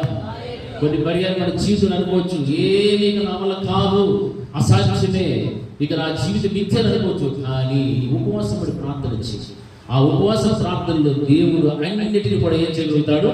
తారుమారు చేసేస్తాడు. ప్రాణం తీయాలనుకున్నటువంటి వాడి ప్రాణమే మీదకి వచ్చేది. ఇప్పుడు అందుకే ఏ వ్యక్తులనైతే చంపాలనుకున్నాడో అదే జనాంగంలో ఉన్నటువంటి ఎస్తేరు యొక్క తన ప్రాణం దక్కించుకోవడం కోసం వెన్నుకొమ్ము చేతికి నిలిచిపోయాడు. హల్లెలూయా. ఎంత దయనీయమైన స్థితిలోకి వచ్చేసాడు చూడండి. అంత మునుపు తన ఇంటి దగ్గరికి వెళ్ళాడు. నేను ఫలానా, నాకు ఇంతుంది, నేను బంగారం ఇంతుంది, నా వెనక ఇంతమంది ఉన్నారు, అన్ని గర్వంగా చెప్పుకుంటున్నాడు. ఈ యొక్క వర్తికే మాత్రము నా ఎదుట నిలబడలేదు, నమస్కరించలేదు, కదలలేదు అని చెప్పుకున్నాడు. కానీ చివరికి వచ్చేసరికి తన ప్రాణాన్ని కాపాడుకోవడానికి దిక్కులేదు. హల్లెలూయా. వెంటనే నగర వనంలో ఉండే ద్రాక్షరస బిందు స్థలానికి రాజు మరలా వచ్చినప్పుడు ఆ యొక్క ఎస్తేరు కూర్చొని ఉన్న శయ్యల మీద హామాను పడినట్లు చూచి, వీడి ఇంటిలో నా సముఖం ఎదుటనే రాణిని బలవంతము చేయరా అని చెప్పిన మాట రాజు నోట రాగానే బంటులో హామాను ముఖమునకు ముసుగు వేసేసారు. హల్లెలూయా.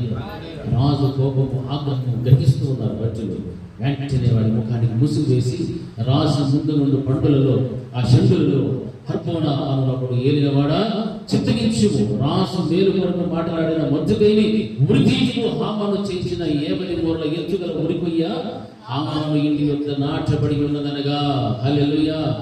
రాజు అంటున్నాడు, దాని మీద వాడిని ఉరితీయుడి నాటి ఎవడైతే ఆయన ఉరిని రెడీ చేశాడో వాడికే ఆ యొక్క ఉరి. ఎంత గొప్ప కార్యాలు చూడండి. ఇవన్నీ జరగడానికి ఒక వైరాగ్యముతో కూడినటువంటి ప్రార్థన, ఉపవాస ప్రార్థన, దాని వెనుకల దేవుడు చేసినటువంటి కార్యాలు ఎలా ఉంటే చాలా బలమైనటువంటి కార్యాలు కనిపిస్తాయి. మనం అనుకోవచ్చు, మన ఇంట్లో ప్రార్థన పెట్టుకోవాలంటే అన్ని చూసుకోవాలి, అన్ని సంసుకోవాలి. ఎంతమంది వస్తారు?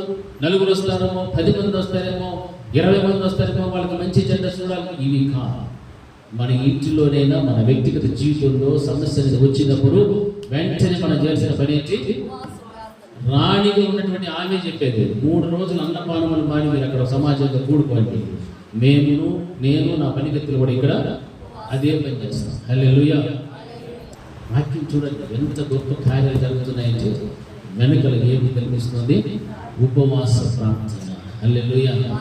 ఆ ప్రార్థనకు ఉన్నంత బలము, శక్తి దేనికి కూడా లేదు. హల్లెలూయా. హల్లెలూయా. అక్కడ జరిగిన కార్యం ఏంటంటే ఆ యొక్క ఏ హామాను ఇంటి దగ్గర అయితే ఉరిపోయి రెడీ చేయబడ్డదో, తయారు చేయబడ్డదో, అదే దాని మీద వాడిని ఏం చేయమని చెప్తున్నాడు? ఉరి తీసాడు. హల్లెలూయా. ఆ తర్వాత హామాను వర్తికి సిద్ధం చేసిన ఉరికి మీదనే వారు అతనినే ఉరి తీసి అప్పుడు రాజు యొక్క ఆగ్రహము చాలాను. ఇంతటి అయిపోయిందా కదా? ఇంకా ముందే లేదా కదా? అసలైన కథ ఇప్పుడు. హల్లెలూయా. హల్లెలూయా.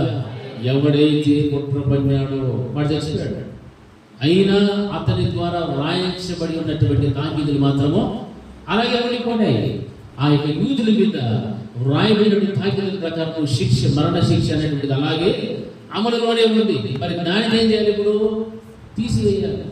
ఆ యూదులందరినీ కూడా రక్షించడానికి మరలా తాకీదులు, రాయించబడినటువంటి తాకీదులు అన్నింటినీ కూడా ఏం చేయాలి? ఇప్పుడు రద్దు చేయాలి. హల్లెలూయా. హల్లెలూయా. అందుకే ఆ యొక్క వాక్య భాగంలో మనం గమనిస్తున్నప్పుడు 8వ అధ్యాయానికి వస్తే ఆ తాకీదుల యొక్క రద్దు చేసేటువంటి కార్యం అంతా కూడా ఎస్తేరు చెప్తోంది.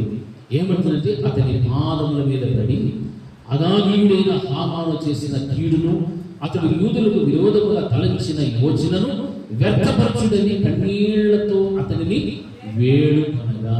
హల్లెలూయా. అతని పాదాల మీద పడి కన్నీళ్లతో ఆ యొక్క హాశ్వరోషం దగ్గర ఏం చేసింది? వేడుకుంటూ ఉంది. రాజు బంగారు దండమును ఎస్తేరు దగ్గర చాపి ఎస్తేరు లేచి రాజు ఎదుట నిలిచి, రాజు మీద తమకు సమ్మతి అయిన ఎడలను తమ దృష్టికి నేను దయ పొందిన దానైన రాజుమైన తమ ఎదుట ఈ సంగతి యుక్తముగా తోచిన ఎడలను, తమ దృష్టికి నేను ఇంపైన దానైన ఎడలను, రాజువైన తమ సకల సంస్థానములలో నుండి యూదులను నాశనము చేయవలనని హమ్మేదాత కుమారుడైన అగాగీయులకు హామాను రాయించిన తాకీదుల చొప్పున జరగకుండానట్లు వాటిని రద్దు చేయటకు ఆజ్ఞేయుడి. హల్లెలూయా. చూసారా ఎంత చక్కగా తన యొక్క జనుల గురించి మాట్లాడుతూ ఉంది. తగ్గించుకోండి, పడిపోయిన పాదాల మీద కన్నీరు కారుస్తూ ఈ మాటలన్నీ కూడా చెబుతున్నారు. హల్లెలూయా. ప్రియమైనటువంటి దేవుడు ఏంటంటే, స్త్రీ దేనికి సాదృశ్యం అంటే సంఘానికి సాదృశ్యం. సంఘం ఈ రోజున ఎస్తేరు వలె ఏం చేసే వాళ్ళు ఉండాలా? కన్నీరు కాచి ప్రార్థించేటువంటి విశ్వాసాలుగా ఉండాలి. సంఘము క్రీస్తు స్వరక్తము చేత సంపాదించిన సంఘము, ఆ సంఘము ఈ రీతిగా ఎప్పుడైతే ఆయన పాదాల మీద పడి కన్నీరు కారుస్తూ ప్రార్థన చేయగలుగుతాడో ఎప్పటికీ కూడా దేవుని యొక్క దయను పొందుకుంటూ దేవుని యొక్క రాజదండమును ముట్టుకునేటువంటి ఆ గొప్ప ఔన్నత్య స్థితిని ఎస్తేరు ఎలాగైతే సంపాదించుకోగలిగారో ఆ విధముగా సంఘము కూడా దేవుని యొక్క దయను సంపాదించుకోగలిగాది అంటే ఒక రోజున ఎక్కడికి మార్చబడిపోతుంది. ఆ యొక్క ఎస్తేరు ఎలాగైతే ఆశీర్వదించు రాణిగా ఎంపిక చేయబడ్డదో ఈ యొక్క రెండవ రాకడలో యేసుక్రీస్తు ప్రభువు వారు వరుడుగా రాబోతున్నప్పుడు వధువు సంఘము వలె సంఘము కూడా మార్చబడిపోవాలి. హల్లెలూయా. ఆ విధంగా సంఘములో ఉన్నటువంటి వారి కొరకైనా, సంఘములో ఉన్నటువంటి ప్రతి విశ్వాసి అనేక మంది నశించిపోతున్న వారి కొరకైనా కూడా మనం ఏం చేసేవారు ఉండాలి? ఆయన పాదాల మీద పడి ఉపవాసం ఉండి కన్నీరు కారుస్తూ ప్రార్థన చేసేటువంటి ఒక బలమైనటువంటి కార్యములు సాధించగలిగినటువంటి శక్తిని సంపాదించుకోవాలి. హల్లెలూయా. అప్పుడే నీవు, నీ ఇంటి వారు, నీతో పాటు ఇంకా ఎవరైనా నశించిపోవడానికి సిద్ధపడిన వారిని కూడా నువ్వు ఏం చేసిన దానవు? రక్షించినటువంటి దానవు. హల్లెలూయా, హల్లెలూయా. ఆ ప్రజలకు రాయబడినటువంటి మరణ శాస్త్రమును సైతము కూడా దాన్ని తిప్పి రాయించేటువంటి ఆ యొక్క మాటల గురించి మాట్లాడతాడు. తిప్పి రాయించేశాడు. ఎవరైతే ఈ యొక్క శాస్త్రం రాయించాడో ఇక అది మార్చడానికి వీలు లేదన్నప్పుడు దానికి వ్యతిరేకమైనటువంటి తాకీదు రాయించినట్టుగా వాక్య భాగంలో మనం గమనిస్తూ ఉంటున్నాం. నా జనుల మీదికి రాబోవు కీడును, నా వంశం యొక్క నాశనమును చూచి నేను ఎలాగ సహింపగలనని రాజుతో మనవి చేస్తూ ఉంది. హల్లెలూయా. మన ఎదుట మనకు సంబంధించిన వారు ఎవరైనా నాశనం అయిపోతుంటే మనం చూస్తూ ఉంటామా? చూస్తామా? ఎప్పుడెప్పుడు నాశనం అయిపోయింది చూస్తాం. అవునా? చూస్తారా? చూడరా? చాలా మంది చూస్తారు. నాశనం అయిపోయినా పర్వాలేదు, మనం పట్టుకునే పర్వాలేదు, మనమే పాల్గొనాలి. హల్లెలూయా. కానీ ఎస్తేరు లాంటి మనస్సు కాదు. రాజు ఆధారం ఏర్పడిపోయి కన్నీరుగా వస్తుంది. నా ప్రజలు, నా చెరువుల మీదికి రాబోవు కీడు, నా వంశం యొక్క నాశనమును చూచి నేను ఎలాగ సహింపగలను అని మనవి చేసుకుంటున్నాను. ఈ రోజున అటువంటి ప్రార్థన నీకు సంబంధించిన వారు కాకపోయినా దేవుడిని ఎరగనటువంటి స్థితిలో ఉండిన వారి కోసం నీవేం చేయాలి? వారికి నాశనం వస్తుందని తెలుసు, వారు నశించిపోతారని తెలుసు. అటువంటి వారి కొరకు నువ్వేం చేయాలి? ప్రార్థన, కన్నీరు కాచు, ఉపవాసం, ప్రార్థన చేసి ఇవన్నీ జరగాలంటే దేవుడు అంటే నీకు మొట్టమొదటి ఉండాలా? నమ్మకం ఉండాలి. హల్లెలూయా. నా దేవుడు నేను ఏం అడిగినా చేస్తాడు, నమ్మకం మీకు రావాలి. ఆ నమ్మకం రావాలి అంటే దానికి ముందు ఏముండాలా? భయం ఉండాలి, భక్తి ఉండాలి. ఇవి ఉంటేనే నమ్మకం, విశ్వాసం వస్తుంది. ఇతరుల కొరకు నువ్వు ప్రార్థిస్తావు, నీ సమస్యల కోసం నువ్వు ప్రార్థన చేసుకోగలుగుతావు. హల్లెలూయా, హల్లెలూయా. ఈ మొట్టమొదటి ప్రారంభపు పునాదులే కనుక నీ జీవితంలో లేకపోతే ఇక నీవు ఏమాత్రం కూడా ఆత్మీయ జీవితంలో పైకి ఎదగలేవు, కష్టపడలేవు. దీన్ని జాగ్రత్తగా గుర్తుపెట్టుకోవాలి. ఎన్నో సంవత్సరాల నుంచి మందిరానికి వస్తున్నాం అనుకోవచ్చు, కానీ వచ్చి నువ్వు ఏం చేసావు? ఎంత మాత్రం నువ్వు ఎదిగావు? ఏం బలపడ్డావు? ఎవరైనా నేను అడిగితే ఏం చెప్తావు? మా చర్చిలో వాక్యం ఎట్లుందంటే ఏం చెప్తారు? ఏమి చెప్పరు కదా. ఎట్లుందంటే ఏం చెప్తారు? బాగుంది చెప్తారా? బాగుంది చెప్తారా? ఎప్పుడు తిడతానే ఉంటాడు. చెప్తారా? తిట్లు కావాలా వద్దా? తిట్లు అంటే తిట్లు కాదు, హెచ్చరికలు. హల్లెలూయా. హెచ్చరికలు కావాలా వద్దా? ఇప్పుడు ఎంతమంది కావాలి? మీ బంగారు చేతులను చూపించండి. నేను అడుగుతుంటే కానీ చేతులు ఎత్తలేదు, దించండి. హల్లెలూయా. నైస్గా సోపేసి మస్కా చేసేటువంటి మాటలు వాక్యం ఎవరికి కావాలి? మిగిలిన వాళ్ళకి కావాలి. అంతేనా? అవునా కదా? ఇది ఎంత లేదంటే అదే మనల్ని ఖండించి గద్దించి బుద్ధి చెప్పే వాక్యమే మనకు కావాలి. అది ఉంటేనే నువ్వు సరి చేసుకుంటావు, సరి చేయబడతావు. ఒక రోజున పరలోకానికి ఎత్తబడటానికి నీకంటూ ఒక రూపాన్ని దేవుడు ఇస్తాడు. హల్లెలూయా. రూపం లేదనుకో తీసాడు, వాడేస్తాడు. ఇది ఏందో దేవుడికి ఇది రూపం లేనటువంటి వస్తువు. ఆయన రూపులోనికి మార్చబడాలి మనమందరూ కూడా. ఎవరి రూపులోకి? ఎవరి రూపులోకి? ఎవరి రూపులోనికి? పౌలు గారు ఏమన్నారు? నేను నడుచుకున్నట్లుగా మీరు. ఎంత గొప్ప మాట ఉంటుంది. మరి ఆయన రూపులోకి మారాలంటే మనకి ఎటువంటి వాక్యం కావాలా? ఖచ్చితమైనటువంటి వాక్యమే కావాలి. అప్పుడే దేవుడు మన జీవితాల్లో కార్యాలు జరిగిస్తాడు. మరి ఆమె ఖచ్చితమైన ఉపవాసం ఉంది కాబట్టి యూదులు ఆ విధంగా చేస్తారు కాబట్టి, ఖచ్చితంగా ఉపవాసం ఉంది కాబట్టి ఆమె జీవితంలో తాను, తన ఇంటి వారిని, తన జనులందరినీ కూడా ఏం చేసుకున్నది, రక్షించుకోగలిగింది. హల్లెలూయా. ఈరోజు మన జీవితంలో అటువంటి కార్యం జరగాలని ఆ నాయకుల తాకిలు ఎలాగైతే రద్దు చేయబడ్డాయో ఆ విధంగా రద్దు చేయబడతాయి. మనకున్న సమస్యలు కానీ, శోధనలు కానీ, ఇబ్బందులు కానీ. అప్పుడు మొదటికి ఏంటంటే సార్, ఈ ఊదా వర్ణమును, తెలుపు వర్ణమును గల రాజు వస్త్రమును, బంగారపు పెద్ద కిరీటమును, అవిసనాలతో చేయబడిన ధూమ్ర వర్ణము గల వస్త్రమును ధరించుకున్న వాడే రాజు సముఖము నుండి బయలుదేరను. అందు నిమిత్తము శూషణ పట్టణము ఆనందించి సంతోషముందెను. మరియు యూదులకు క్షేమమును, ఆనందమును, సంతృష్టియు, ఘనతయు కలిగెను. హల్లెలూయా. చూసారా, యూదులు ఒకప్పుడు ఏమవుతున్నారు, భయపడుతున్నారు. వారి మీద మరణ శాసనం ఎప్పుడు అది వస్తారో, ఎప్పుడు మమ్మల్ని మరణం ఆత్మహత్య చేస్తారో, నశింపజేస్తారో అన్న భయం. వాటన్నింటిని కూడా దేవుడు వారిని ఏం చేశాడు, పక్కన తీసుకొచ్చాడు. శోధనలోని దేవుడు వారిని ఏం చేశాడు, తప్పించేశాడు. హల్లెలూయా. అందరూ కూడా ఏం చేస్తున్నారంటే ఆనందము, క్షేమము, సంతృష్టియు, ఘనత కలిగను. రాజు చేసిన తీర్మానమును, అతని చట్టమును వచ్చిన ప్రతి సంస్థానమందును, ప్రతి పట్టణమందును యూదులకు ఆనందమును, సంతోషమును కలిగను. అది శుభదినమని విందు చేసుకుని, మరియు దేశ జనులలో యూదుల ఎడల భయము కలిగను. కనుక అనేకులు యూదుల మతము అవలంబించిరి. హల్లెలూయా. యూదులు చూస్తే ఇప్పుడు ఏమొచ్చేసేది, భయం వచ్చారు. అంతకుముందు వీళ్ళ మీద ఏముండింది, మరణ శాస్త్రం, తాకిందులు ఉంటాయి. అవన్నిటికీ కూడా దేవుడు ఏం చేశాడు, తిరగరాసి ఉంటుంది. హల్లెలూయా. హల్లెలూయా. అంటే మన దేవునికి అసాధ్యమైనది ఏది కూడా లేదు. సమస్తమును సాధ్యమే. ఓని కూర్చొని కుమిలిపోదు. ఆ కుంగిపోయేదేదో, కుమిలిపోయేదేదో ఎవరి దగ్గర కుమలాలా, దేవుని గురించి కురిగిపో. ఎన్ని కన్నీరు కాసేసి ఎంత ఏడ్చడం ప్రార్థన చేస్తావు, ప్రార్థన చేసేసి నీకు జవాబు రాకపోతే హల్లెలూయా. హల్లెలూయా. ఫోన్ చేసి ఫోన్లో చెప్పుకునేది, లేకపోతే ఇంకో ఇంటికాడికి ఆడకూర్చొని గంటల నీ బాధ అంతా చెప్పుకునేది. ఏమైనా ప్రయోజనం, ఏమి ప్రయోజనం. హల్లెలూయా. వీలున్నాను ఎట్లయినా సరే దేవుని సన్నిధిలో ఖాళీగా ఉంటున్నాము, వచ్చి ఏం చేసుకోవచ్చు, కూడా చేసుకోవచ్చు. దానికి ఏమైనా డబ్బులు కట్టారా? లేదు. మనం దేవుడితో గడిపితే దేవుడే మనకి ఏమి ఇస్తానంటాడు, శ్రేష్టత్వాన్ని ఇస్తాడు. హల్లెలూయా. శ్రేష్టమైన జీవితాన్ని దేవుడు ఇస్తాడు.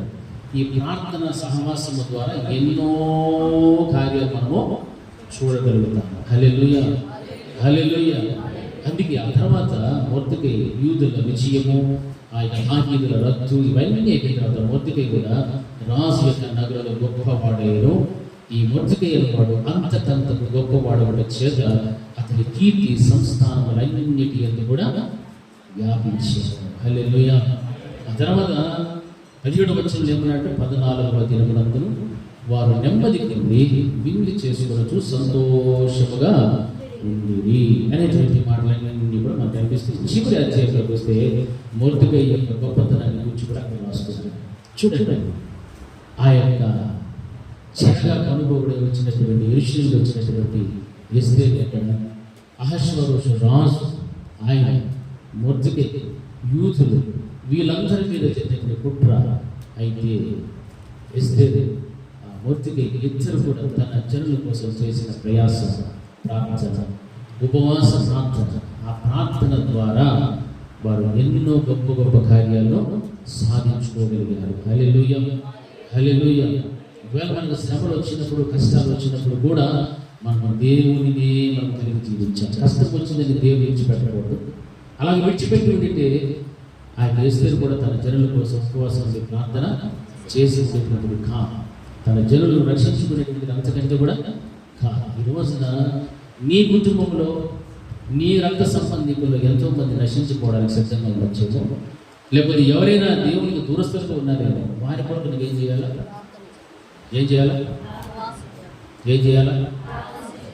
అందరూ చెప్పాలి. ఏం చేయాలా? ఏ ప్రార్థన? ఆ ఉపవాసం ఎట్లా ఉండాలా?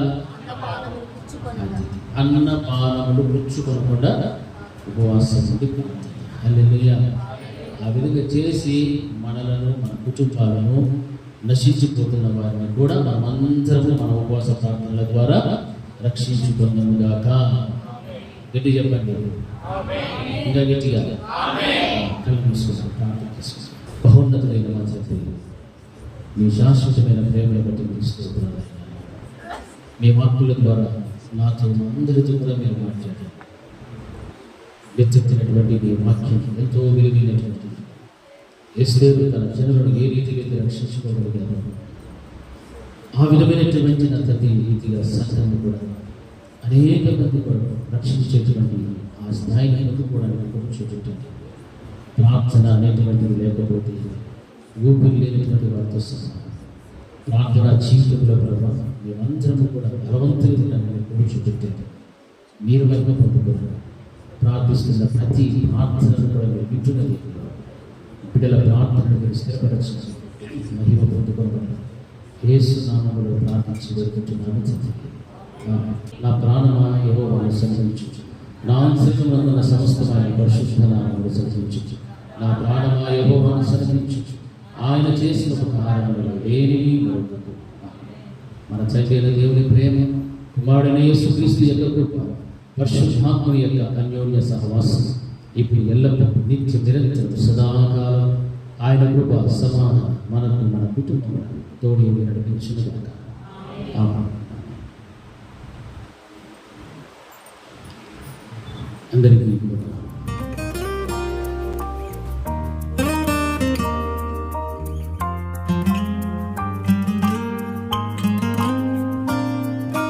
ప్రార్థన వలనే పయనము, ప్రార్థనే ప్రాకారము, ప్రార్థనే ప్రాధాన్యము, ప్రార్థన లేనిదే పరాజయం. ప్రార్థన వలనే పయనము, ప్రార్థనే ప్రాకారము, ప్రార్థనే ప్రాధాన్యము, ప్రార్థన లేనిదే పరాజయం. ప్రభువా ప్రార్థన నేర్పయ్యా, ప్రార్థించకుండా నే ఉండలేనయ్యా. ప్రభువా ప్రార్థన నేర్పయ్యా, ప్రార్థించకుండా నేనుండలేనయ్యా. నీ పాదాలు తడపకుండా నా పయనం సాగదయా, నీ పాదాలు తడపకుండా నా పయనం సాగదయా. ప్రార్థన వలనే పయనము, ప్రార్థనే ప్రాకారము, ప్రార్థనే ప్రాధాన్యము, ప్రార్థన లేనిదే పరాజయం.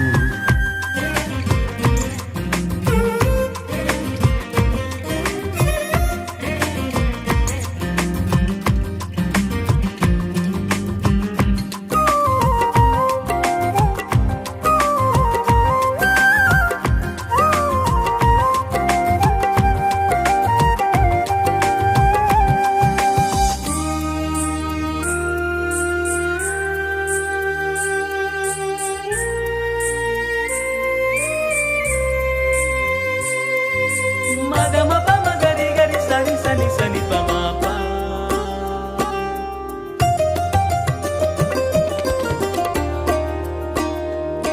గరి గమ మమ మగమ ప ప ప గ సని సని రమ.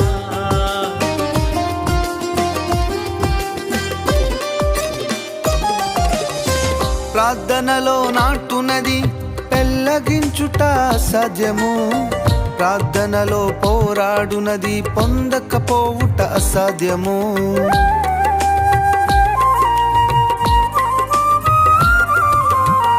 ప్రార్థనలో నాటునది పెళ్ళగించుట అసాధ్యము, ప్రార్థనలో పోరాడునది పొందకపోవుట అసాధ్యము.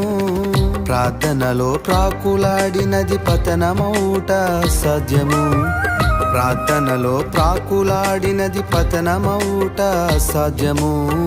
ప్రార్థనలో పదునైనది పని చేయకపోవుట అసాధ్యము, ప్రార్థనలో పదునైనది పని చేయకపోవుట అసాధ్యము. ప్రభువా ప్రార్థన నేర్పయ్యా, ప్రార్థించకుండా నే ఉండలేనయ్యా. ప్రభువా ప్రార్థన నేర్పయ్యా, ప్రార్థించకుండా నేనుండలేనయ్యా. తడపకుండా నా పయనం సాగదయా, నీ పాదాలు తడపకుండా నా పయనం సాగదయా. ప్రార్థన వలనే పయనము, ప్రార్థనే ప్రకారము, ప్రార్థనే ప్రాధాన్యము, ప్రార్థన లేనిదే పరాజయం.